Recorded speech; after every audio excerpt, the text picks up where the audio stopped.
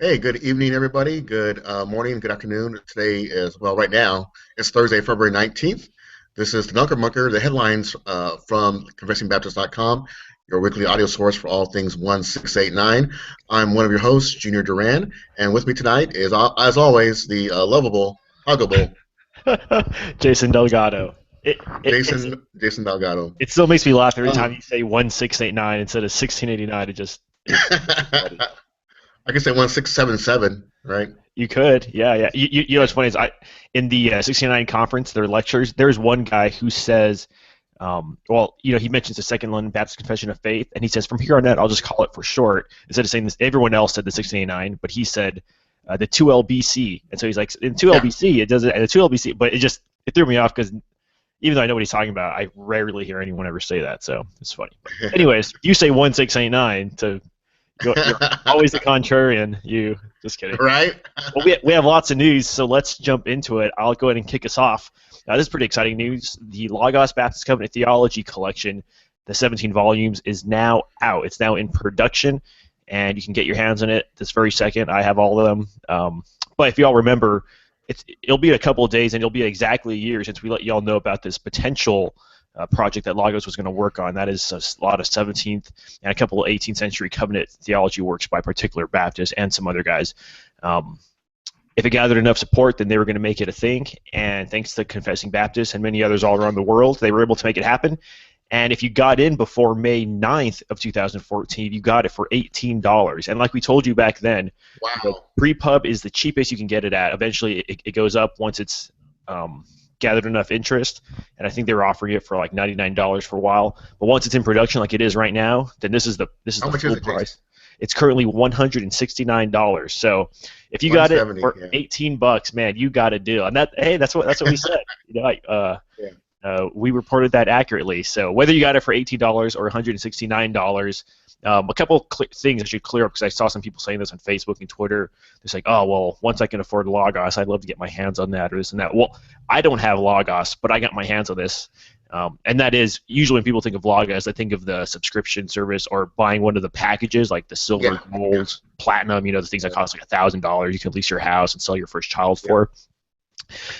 There is a free version of Logos. Anything 5 and below is free. Their newest one that just came out months ago, 6, that you can't get that unless you pay for it with one of those packages.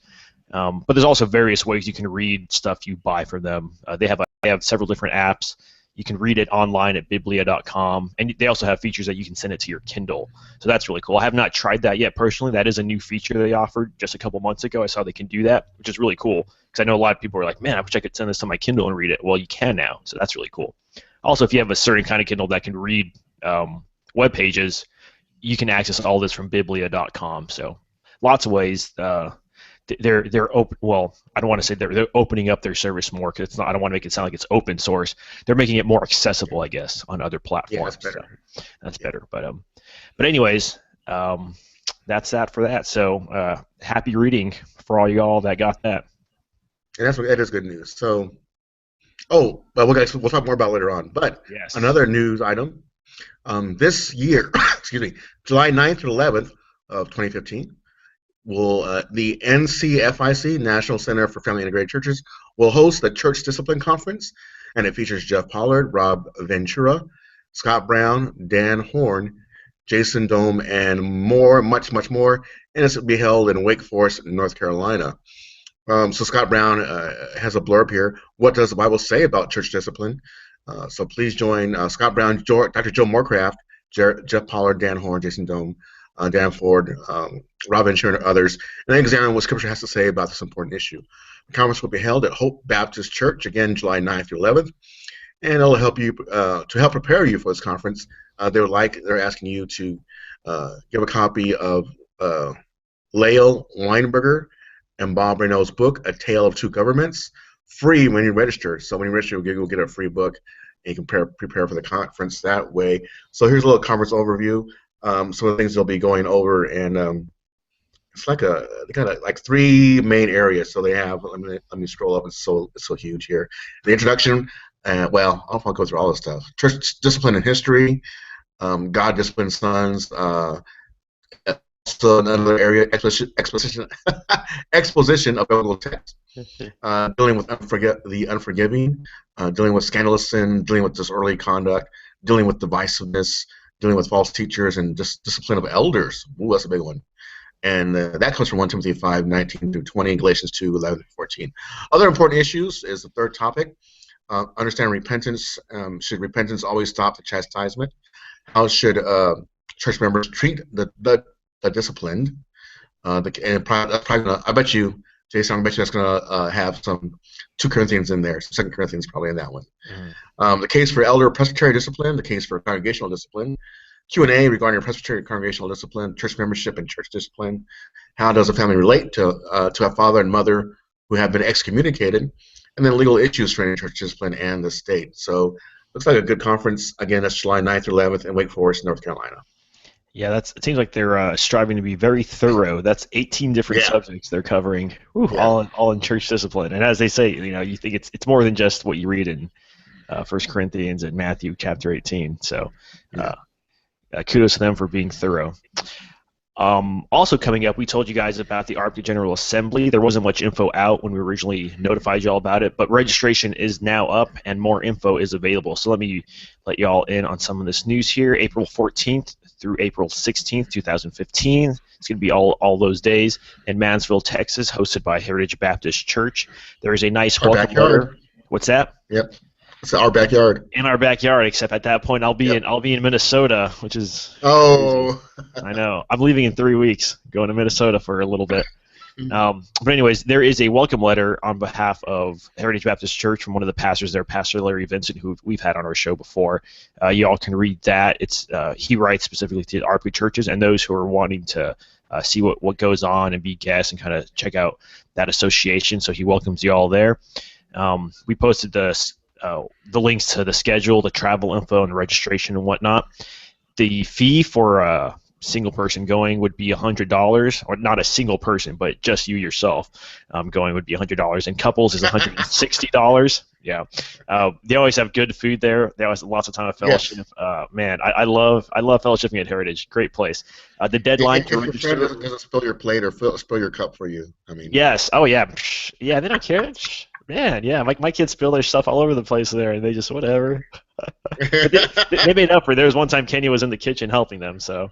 That's right. My oldest daughter. Yeah, I don't know what benefit she was, but they said it was fun. Anyways, the deadline is March 15th. Anything after that is a $25 late fee, and so they don't have one kind of main speaker like they do times past, but some of the I guess main session speakers will include Earl Blackburn, John Jerizo, and more. So lots of stuff to check out there if you're interested in going. Do you have a theme this year? I didn't read everything here. I did not notice that there was a theme. Because usually they have a theme. Usually there's a theme and there's a keynote speaker. Yeah, yes. Yeah. I mean, there's a lot of last minute changes. So, yeah. Okay. Moving on to books. I'm reading the book. All right. So Logos again. Speaking of Logos or Logos, as Jason says. Either one. We talked about pre-pub. Remember that deal we got with the Baptist Covenant Theology, Particular Baptist, was $18. Well, here's another deal. The Founders Press Study Guide Commentaries, 6 volumes, pre-pub deal for $30.95. Yeah, it's not quite as good of a deal. Yeah, but still a deal. Well, it's better than publication. It'll be better than publication, I think. Yeah, slightly. Yeah. Say that. You'll see. So Founders Press Study Guide Commentaries offer solid exegesis, clear explanation, and practical insights into 8 New Testament books. These books, these concise resources are the perfect marriage of study guide and commentary, offering scholarly exposition in an easily digestible form. Southwestern Baptist Theological Seminary distinguished professor of New Testament Curtis Vaughn, remember that name, works section by section through the book of Acts, 1 Corinthians, Galatians, Ephesians, James, and 1, 2, and 3 John. Helpful for both pastor and layperson, these 6 volumes are packed with accessible and practical insights. The well of guides aid readers in understanding the biblical text and applying it to everyday life. as well as helping pastors and leaders in sermon preparation and Bible study teaching. So kudos to Logos, for getting more Baptist and Predictor Baptist covenant theology stuff out there.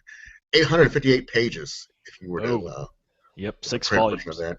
Yeah, in print. If you get those from Founders Press, then it is $40 for all 6. So it's about $10 difference there.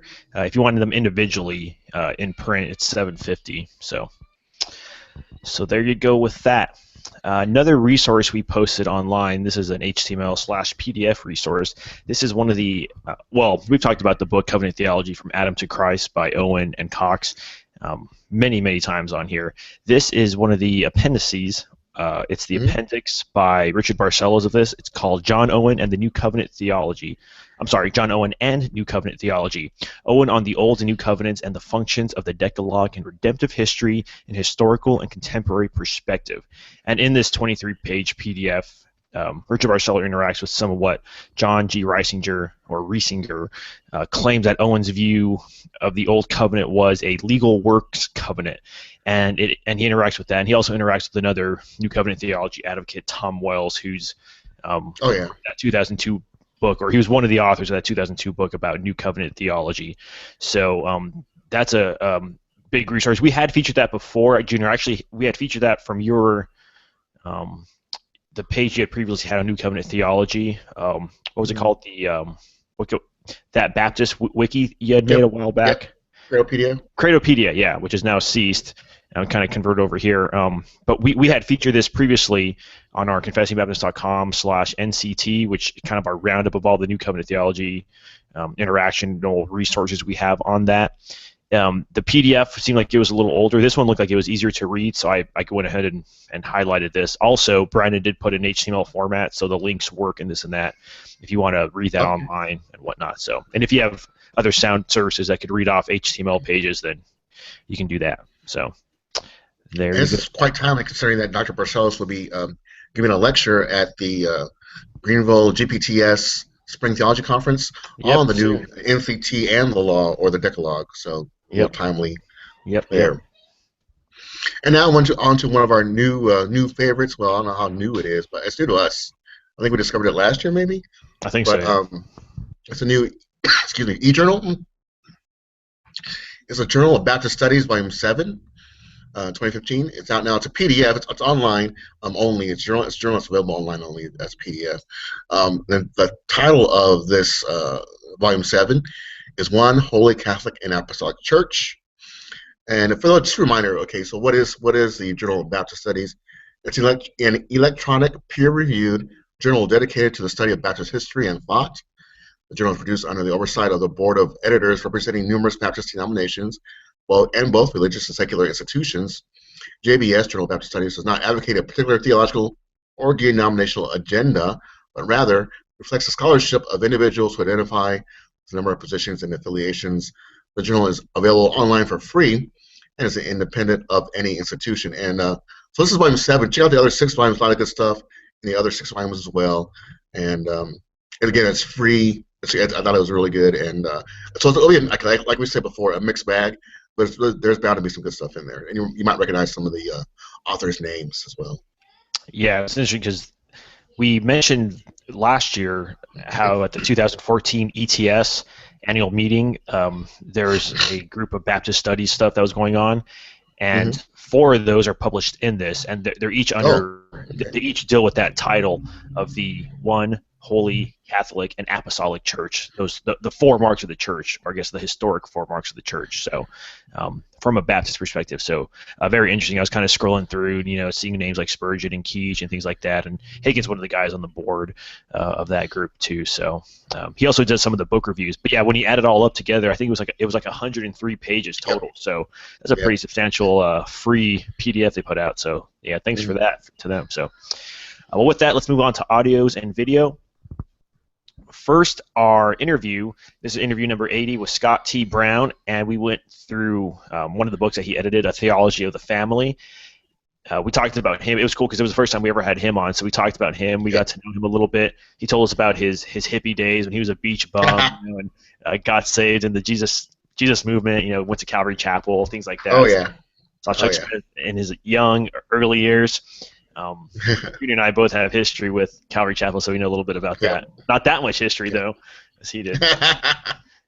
But he's also the director of the National Center for Family Integrated Churches, and so we asked him some questions about that, trying to ask him what it is, what it's about, what their goals are, things like that. What led him to write the books, and then he told us a little bit about some history, some Puritan history. You got into some subjects that the book brings up, and kind of what the appetite to read the book. So that's really it. Do you have any thoughts on the podcast, Junior?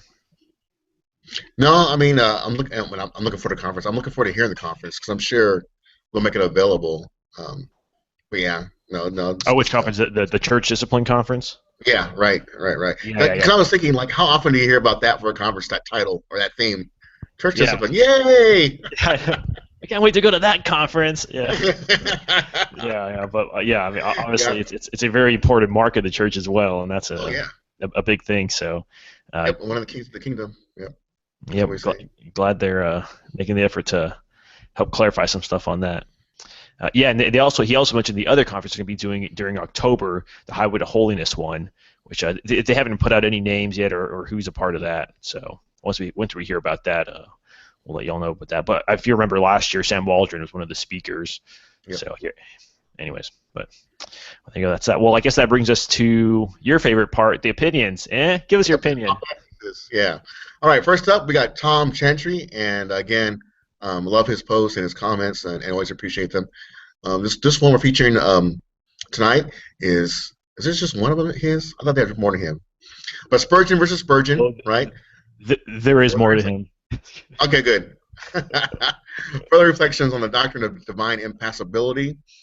So Tom Chantry digs deeper into Spurgeon's dismissal of the confessional language that, as Spurgeon put it, God is without parts or passions, I think was a definition. So now this is what Chantry says.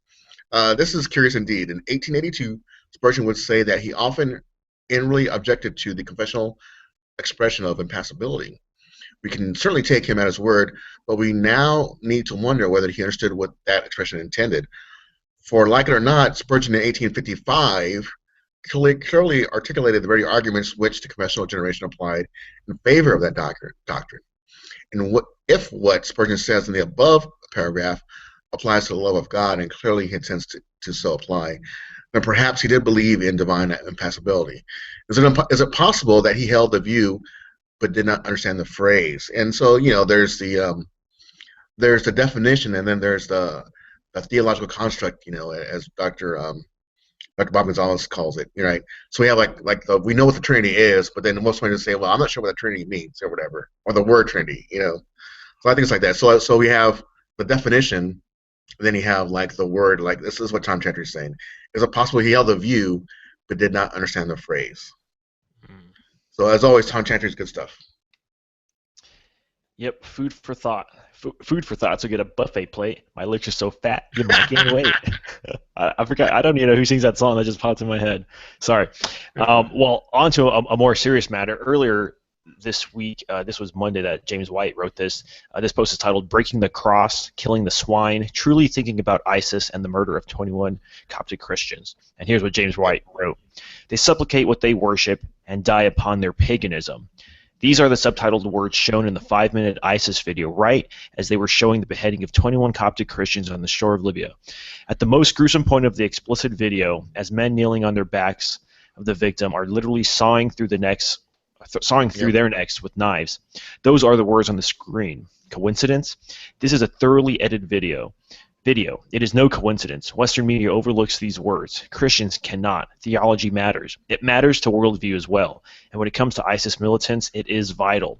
That's one reason secular Westerners can't seem to predict or anticipate their actions. A secular mindset is not up to the task." And so what James White set out to do in this post was help. He's thoroughly studied the Hadiths and the Quran, and he's debated many respected Islamic apologists, and so he's really trying to help Christians and really help the Western mind, think through their minds, kind of put themselves in their shoes. Why are they doing this? Why are they saying these words? What does it matter? Were they just quoting random verses, or is there some point they're trying to make? A political point or a theological point, or what? And so he tries to explain that to guys like you and I who aren't as in-depth studied on Islam and things like that. Also, his Tuesday dividing line, he went into more detail about this. He played the audio of the video and kind of paused it and explained things and explained how this is really vital to their eschatology and how what they believe about Jesus when he's coming back and how that's part of their eschatology too, and what that means to them. So really fascinating stuff. Definitely stuff you're not going to hear on CNN or Fox News or things like that. They're not going to hit it from that angle. I remember he was mentioning how one of the ladies on CNN kind of just said like, oh well, these people just need better jobs. We just need to help them with the economy, and that's it. He's like, woman, these people left their jobs so that they could join this kind of stuff. They're very dedicated and they're giving their lives for what they believe to be true. So it's not merely an economic crisis they're having that's causing them to do this. It's theology theology matters, as he says. So. Yeah, it was almost unbelievable when she said that. I was like, wow. They just need jobs. They just need jobs. That's what Obama said. Wow. Yeah. But he brought up a good point. He's like well, I think it was Rich. I think Rich at that point chimed in and said like, the world doesn't want to think that religion has anything to do with anything. There's got to be some root cause rooted in our economy or our world or things like that. But anyways, right. I digress. And then on from Mr. Renahan. Not James Renahan. It's the other one. Sam. Jetume. Sammy. Seth? Sam. Oh. Seth. What? You're reading too much Genesis 4. So I didn't read this whole post, but it sounds like something that Dr. Renahan and I talked about when the first time we interviewed him. So this is a post from January 29th, 1645, from the Journal of the House of Commons on Thursday. Resolved, etc., that I'm quoting here, that the sergeant do apprehend Benjamin Cox and Samuel Richardson, the parties that delivered a pamphlet at the door to the members of this house entitled A Confession of Faith of 7 Congregations or Churches of Christ in London, which are commonly but unjustly called Anabaptist. Now, as I end quote, and do take bails of them to appear from time to time at the Committee for Plundered Ministers, and that it be referred to the Committee of Plundered Ministers to examine the book and the parties whose names are subscribed. And so Dr. Renahan and I, when I interviewed him, we talked about that. So I'd heard that story of how the Baptists did deliver to the House of Commons or House of Lords, that they delivered their confession saying we're not Anabaptists, we're with you. We agree with you guys, except for baptism and church government. So, Jason, did you read the whole thing? Yeah, I did read the whole. It's a pretty short thing. It's just a little snippet from an old, whatever that thing said at first, the Journal of the House of Commons. Yeah. Thursday, January 1645/6. And it was interesting because I found in it it's mentioned the Committee of Plundered Ministers, which is a I mean it's. I want to say it sounds really cool, but I mean it was a real thing, and they did some crazy stuff. But there's an old deck of cards that came out in I think it was the 18th century that had a picture, and so I posted along with our post of a committee of plundered ministers, and then it had Miles Corbett in the chair. And it was interesting.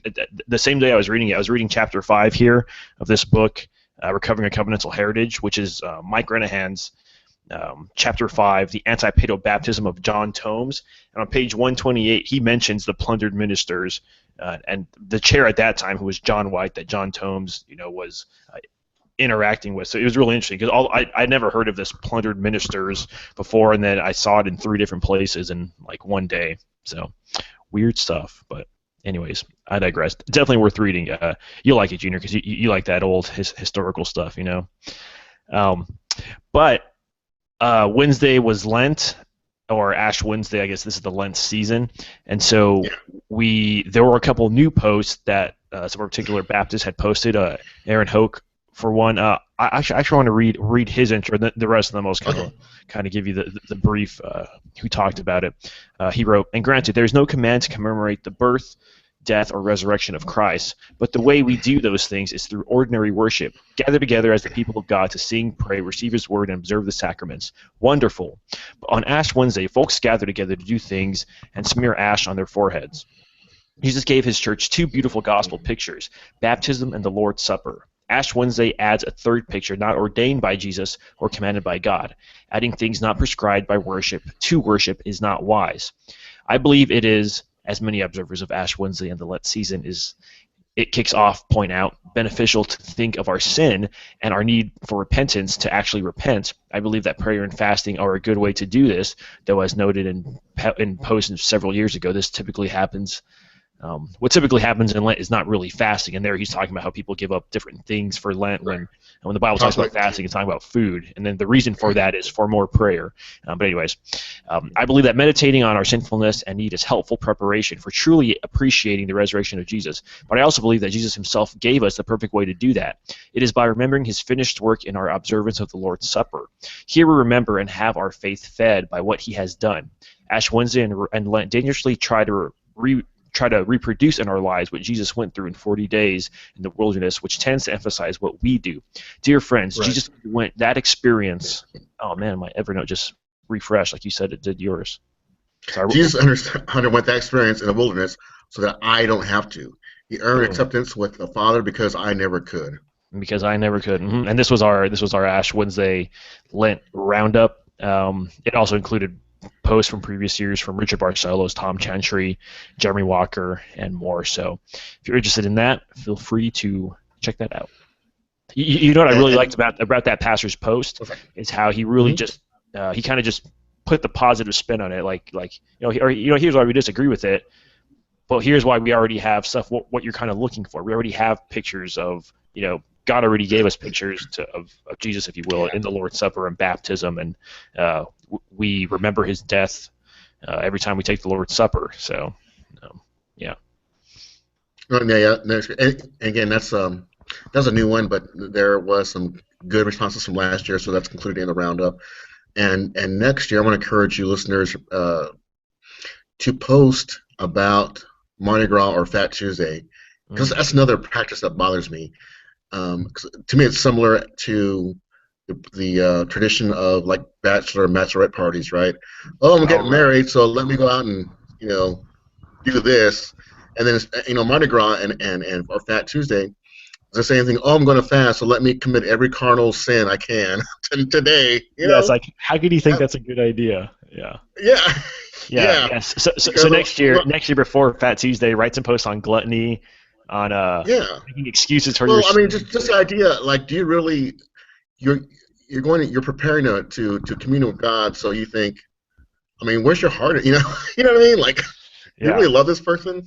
Like the same thing with little bachelor parties. If you're gonna marry, I'm gonna get married, so let me be decadent today because I'm getting married. You know what I mean? Let me go out and fool around with some. You know what I mean?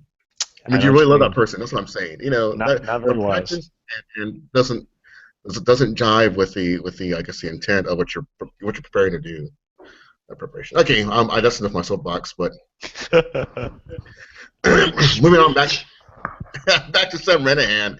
He had this was a good post, but I think he could have titled it better. Is that okay, Sam? Oh wow. So, wait, hold on. The last 2 times you've been on here, you've had something against Sam. No, really? I know. I mean, not in a mean way. I'm kidding. Okay. Here. Oh yeah, because I agreed with you that one time. I know. I'm surprised. You never agree with me, so that's why I was so shocked. I was like, wow.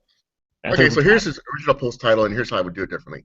So his post title is "How to Read the Logos, Baptist Covenant Theology Collection." So again, that collection just came out, and so Sam Renihan, Bishop Renihan, he's working on his doctorate right now. Bishop. Yeah, well, he's a pastor. He's a pastor, right? Okay, so this is what he says. So these are some helpful, important tips on diving into these books. Let's see, blah, blah, blah, excitement, blah, blah, blah. Okay, so a couple of things to keep in mind. Keep in mind that you are from the 21st century, right? Keep in mind the context which these authors are writing. Keep in mind that some of the authors later abandoned the faith, which is true. Keep in mind that just because Baptist A held X belief, it does not mean that all Baptists or any other Baptists held X belief. Number 5, and there's more of these, but number 5, keep in mind that there are other works on covenant theology from the particular Baptists. Just a reminder that these works do not compromise the whole particular Baptist thought and theology. Number 6, keep in mind that some of these authors are not Baptist, though their works support Baptist principles, and the Baptists appeal to them. And there's more stuff. You need to read the whole thing. Okay, so what I didn't like about the title, Jason? What was That that? this applies to any old. It doesn't have to be the Logos collection. You know what I'm saying? Like this could apply to any particular Baptist or old 16th century, maybe even 19th century, 20th century works. So no, it's a great post. I agree with everything he said, and I encourage you guys to finish reading that. But don't limit it to just that Logos Baptist Covenant Theology collection. You can apply it to a lot of other non-21st century writings. So as you read, just keep that in mind. But really good stuff. Totally really good stuff. Yep. That's all I'm saying. How to read a book. How to read a book. Yeah. Yeah. Here is one that we posted earlier this morning. Can a confessional Calvinist affirm a libertarian view of free will? Dr. James N. Anderson answers. And James N. Anderson, he himself is not a 1689er.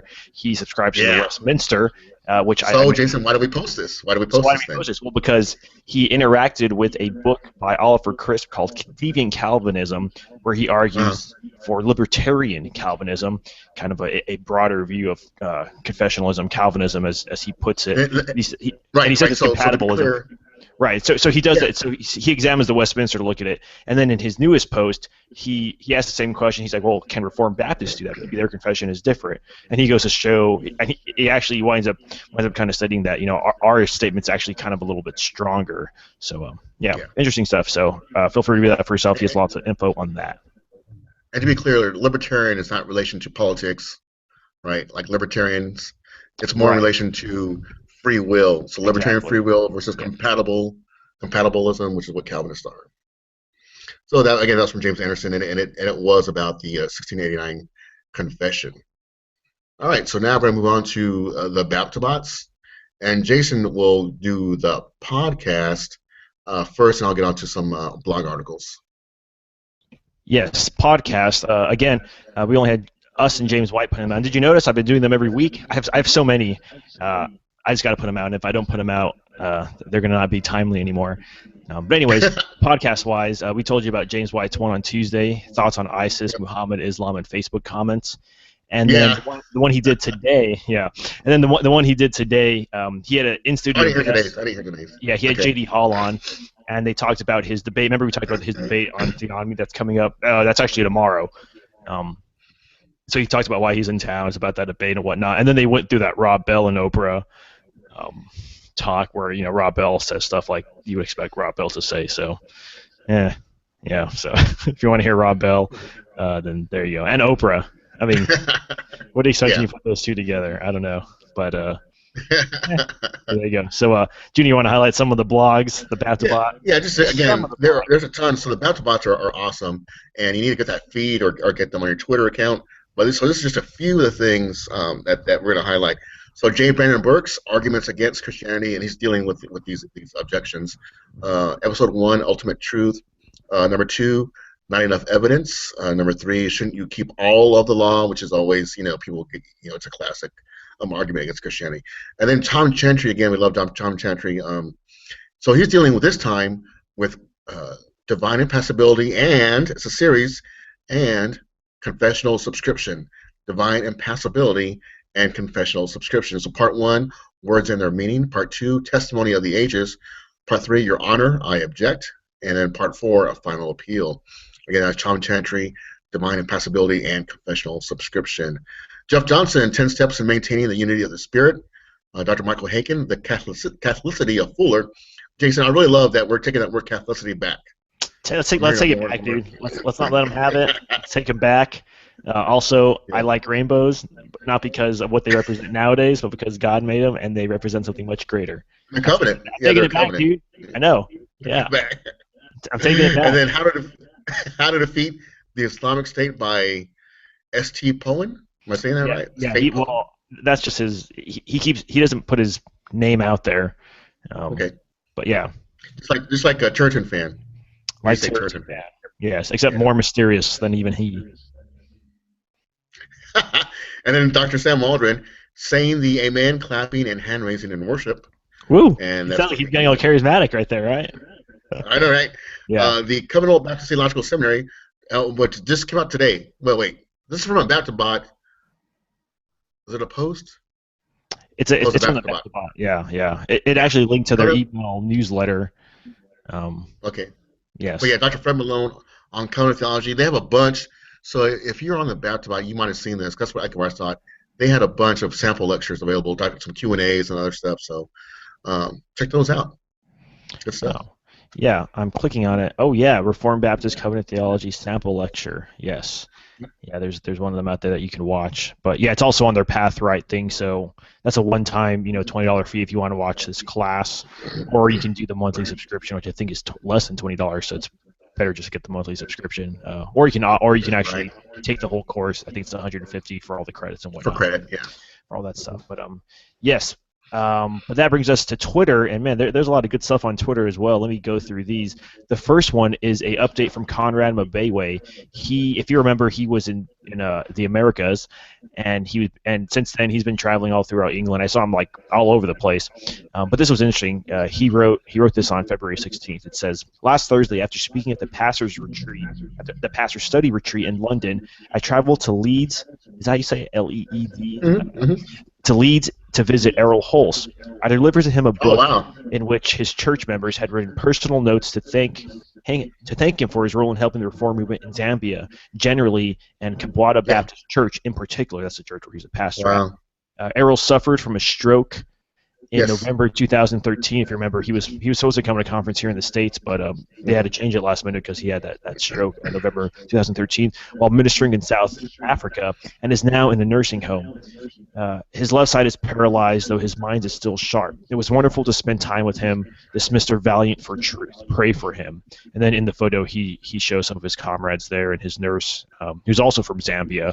The nurse that's with him there. It's interesting, but you can see Errol there. So there's a little update on him. I hadn't heard anything about him in a while. Last I heard was maybe 6 months ago, I think, when one of his sons said that he had a stroke, but he seems to be doing okay now. So there's the update on Errol. Monergism Books posted some more free books that would be of particular interest.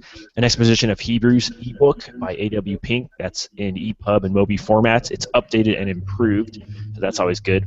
Another free ebook from Monergism, Christ, A Complete Savior by John Bunyan. Again, available in EPUB, Mobi, and PDF formats. Last week, if you remember, we talked about Reformed Baptists wrestling alligators and whatnot. And then and then like the next day, Tom Askell sends out a tweet where he's behind this huge alligator holding up its tail, mouth open, and he wrote boots, belt, purse, definitely dinner. And dude, yeah, so Reformed Baptist and alligator hunting. There's something to it. I never knew until now. See all the interesting stuff you discover when you start checking this stuff? You know what we need to do, Jason? Before you leave, we need to go to zoos and get some alligator. Ooh, yes, they do have good fried alligator. Yeah. And that's just like the appetizer. But anyways. Yeah. Also, we saw that one of the most requested topics that they have dealt with was covered at this. This is Grace Family Baptist Church.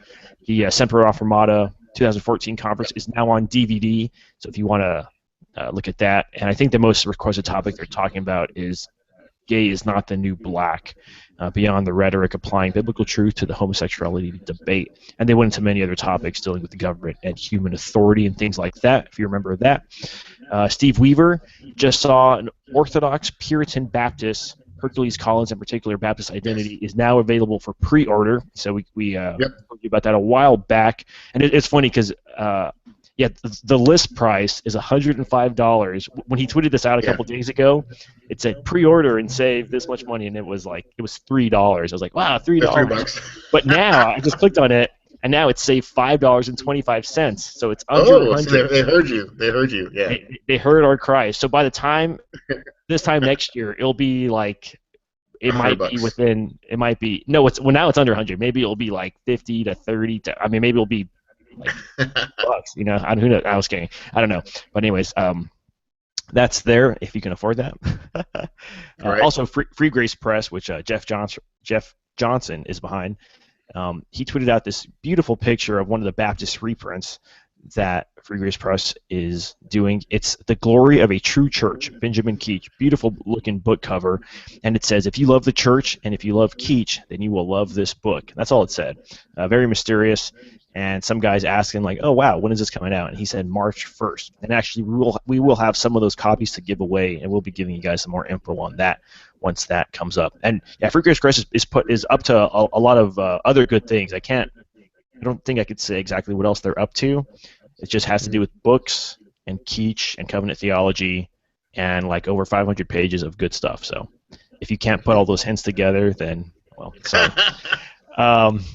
There's this really funny tweet. Someone mentioned how James White was part of this alumni award, and then Richard Barcelo said, like, oh, wow, he doesn't have any hair. Oh, wait, I see some, a little low. He was talking about his little goatee there. And then James White tweeted back at Richard Barcelo. He's like, you were in no position to talk about being low, Barcelo. And then, I don't know why. I thought that was so funny. He was cracking on him for being short. It was really funny. It's funny. It was so funny. And really, that's it. Last question. We had a question come in on Twitter from Jacob Duncan. He asked if we could point him to any hardcover editions of the 1689. And all I could remember is that hardcover. Yeah, I know Solid Ground used to put out a hardcover, but those are all sold out now. And their second editions are the leather or the kind of harder paperback, but not the hard. You're right. You're right. Hardback. Solid Ground. Yeah. Yeah. It was Confession and Catechism together. Yeah. Yeah, so I told him, I was like, maybe if you can find one used, but I don't know if anything else. So if anyone knows of a hardcover 1689 out there in the wild, let this fellow know, let us know, and we'll let him know. Yeah, just the Solid Ground. Yeah, I think that'd be it. Or you can get is it the Lumpkin's Confessions of Faith? That's where there's a whole bunch of Baptist confessions. Oh yeah. It's that green book. So. Yeah. It's another good option. All right, moving on to giveaways. Boom. Yes, giveaways. Right. Yep. Theology of the Family, the book we talked about on our podcast. So, international people can enter the giveaway too. That's going to be ebook format. So there's 2 to give away ebook, and then 2 of the actual hardcovers. Yeah, which is 700 pages. So that's the big. I've seen it. That is the big one. It's a good weapon. I keep it by my door to hold my door open, and then to attack any intruders. You want to work out? You want to work out, man? Oh yeah, no, you can work out with that thing, dude. That's why my arms are getting bigger, dude. Look at that. No, it's good. I have the skin in his little arms. Oh man, it's embarrassing. When does that end? It ends Wednesday. So next Dunker Bunker we'll pick the names out of the hat, out of the digital hat. Plenty of time. So. With that, roll that beautiful bean footage. Thank you, everybody, for listening. Thank you for writing. Thank you for. Do people call us? We have a phone number. No. Baptists don't call. Thank you for tweeting. Thank you for messaging and discussing on the discuss. So, but yeah, appreciate you. Love you. Guess we'll see you next week. Have a great Lord's Day. Friday. Remember the affair of the sausages? So eat sausage on Friday. Yes. Oh man, that's one thing I love about Lent is it gives me more excuses to eat sausage. Yeah. Google Affair of the Sausage and read the Wikipedia article. It's good enough, and you'll be it's a good excuse to have more sausage. Why not? Celebrate your Christian liberty. There you go. Fun. So all right. Peace.